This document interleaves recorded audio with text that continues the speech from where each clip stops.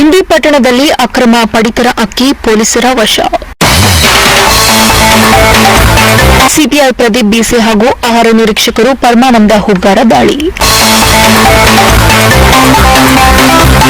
75,110 ರೂಪಾಯಿ ಮೌಲ್ಯದ 2,590 ಕೆಜಿ ಅಕ್ಕಿ ಮತ್ತು 3 ಲಕ್ಷದ ಗೂಡ್ಸ್ ವಾಹನ ಸ್ಥಳದಲ್ಲೇ ಬಿಟ್ಟು ಆರೋಪಿಗಳು ಪರಾರಿ. ಇತ್ತೀಚಿನ ದಿನಗಳಲ್ಲಿ ಅಕ್ರಮ ಸಿಲಿಂಡರ್ ಗ್ಯಾಸ್ ಮಟ್ಟ ಹಾಕಿದ ದಿಟ್ಟ ಅಧಿಕಾರಿಗಳು ಮತ್ತೊಂದು ಯಶಸ್ವಿ ಕಾರ್ಯಾಚರಣೆ ನಡೆಸಿದ್ದಾರೆ. ಬಡವರಿಗೆ ನೀಡುವ ಉಚಿತ ಅಕ್ಕಿ ಬೇರೆ ರಾಜ್ಯಕ್ಕೆ ಸಾಗಿಸುತ್ತಿರುವುದು ದಿನನಿತ್ಯ ನಡೆಯುತ್ತಿದೆ.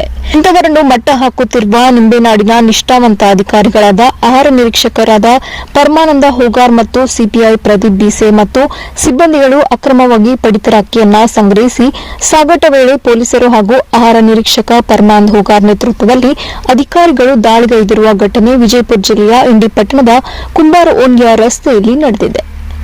ಇನ್ನು ವಾಹನವನ್ನು ಸ್ಥಳದಲ್ಲಿಯೇ ಬಿಟ್ಟು ಆರೋಪಿ ಪರಾರಿಯಾಗಿದ್ದಾನೆ. 75,110 ಮೌಲ್ಯದ 2,590 ಕೆಜಿ ಅಕ್ಕಿ ಹಾಗೂ 3 ಲಕ್ಷದ ಗೂಡ್ಸ್ ವಾಹನ ಪೊಲೀಸರು ವಶಕ್ಕೆ ಪಡೆದುಕೊಂಡಿದ್ದಾರೆ. ಅಲ್ಲದೆ ಆರೋಪಿಯ ಬಂಧನಕ್ಕೆ ಪೊಲೀಸರು ಬಲೆ ಬೀಸಿದ್ದಾರೆ. ಈ ಕುರಿತು ಇಂಡಿ ಶಹರ್ ಪೊಲೀಸ್ ಠಾಣೆಯಲ್ಲಿ ಪ್ರಕರಣ ದಾಖಲಾಗಿದೆ.